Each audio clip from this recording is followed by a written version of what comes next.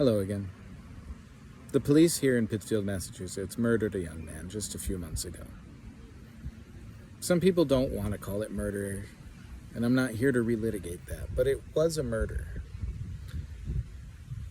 The DA is about to release the report, which, like the police report, is likely to exonerate these people, but it does not clear them of the fact of murder, just the legal consequences of it. But what I'm here to talk about is the calls for civility and nonviolence that I already heard starting in the early days when the community was grief-stricken and enraged.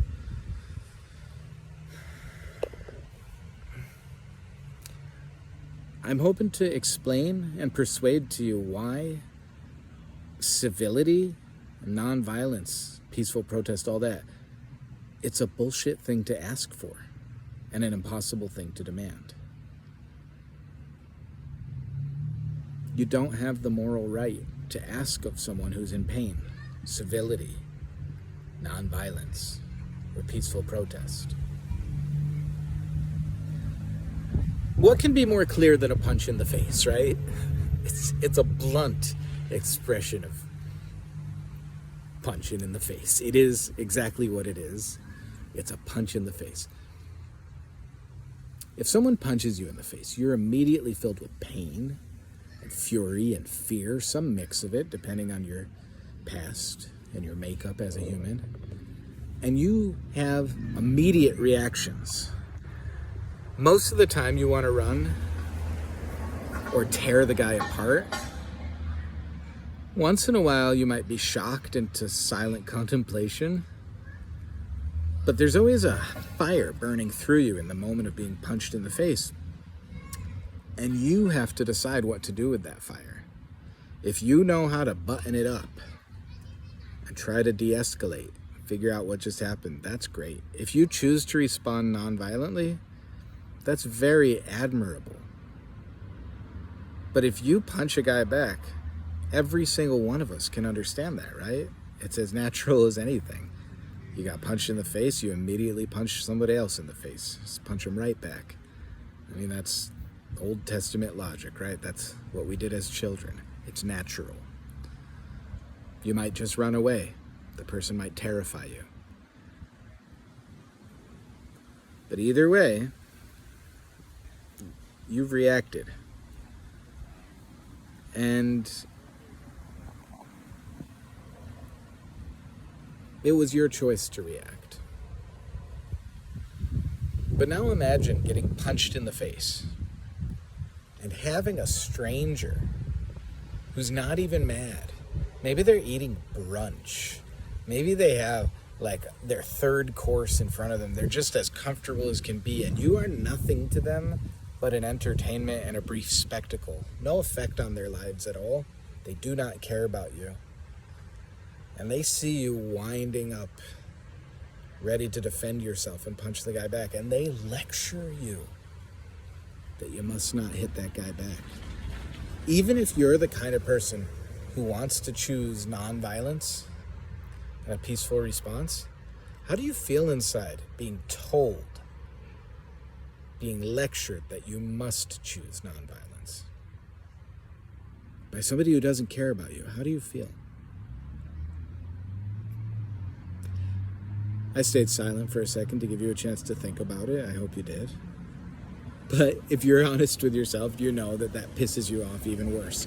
No matter what you're going through, that escalates the situation to be lectured that you must not. Now, use your imaginations here and imagine that the person who just punched you is now lecturing you on the merits of nonviolence and the necessity of peaceful response.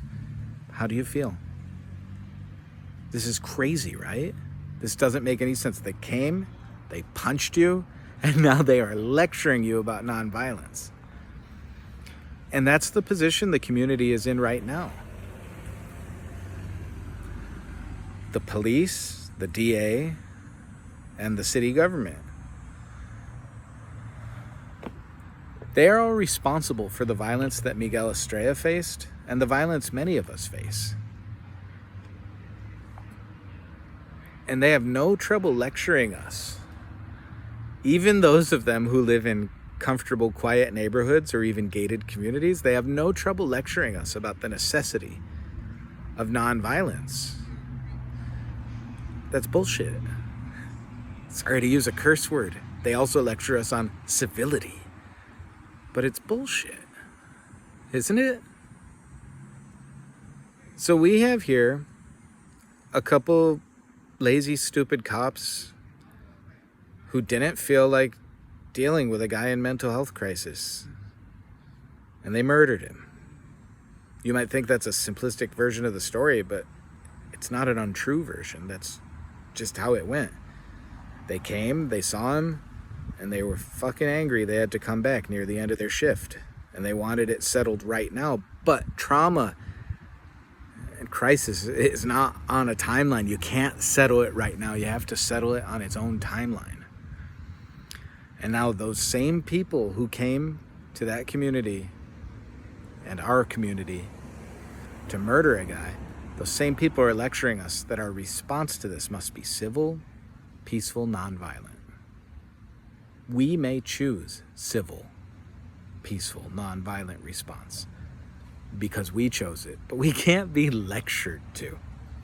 Now, I personally, strategically, intellectually, whatever, may choose civility, peace, and nonviolence.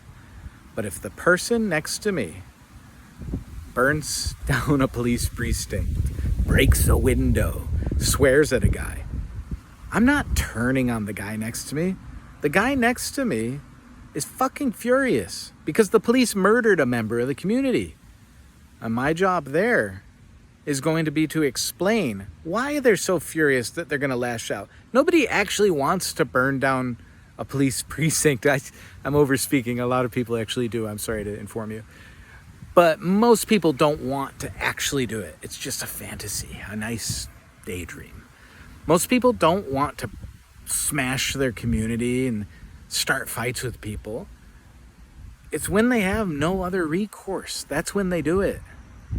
And so our job, if we can understand, is to explain why they're lashing out. We should never be in a position where we're saying, oh, I agree with them, but I don't agree with how they're saying it. Go fuck yourself if you don't agree with how they're saying it. Rephrase it in your mind and communicate it to people like you so that more people can understand the message. Why would you argue with somebody who you basically agree with, but you don't like the way they said it? Don't argue with them. Rephrase it mentally. Sorry to get mad. I know we're supposed to stay civil. That's the thing. That's why people who aren't so close to these kinds of tragedies need to speak up sometimes, because we're more able to control ourselves. If someone I loved were murdered by the police, there would be no controlling me. Let's be honest about it. Anybody who said the wrong thing near me would get punched in the face or worse. It's not like a legal threat because everyone I love is alive right now. It's just a thing I'm telling you about me. There'd be no controlling me. I might control myself, I might not. Someone who really loves me might be able to remind me of my better nature.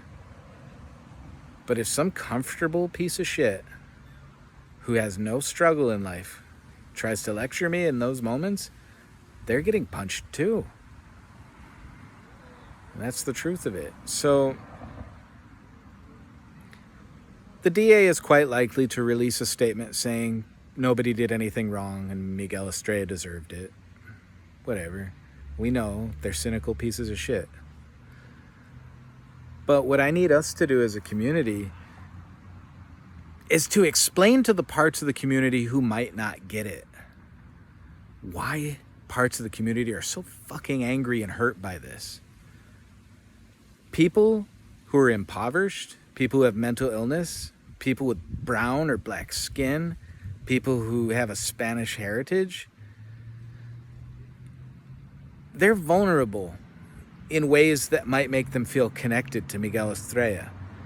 These were all aspects of why the police were able to murder him with most likely impunity.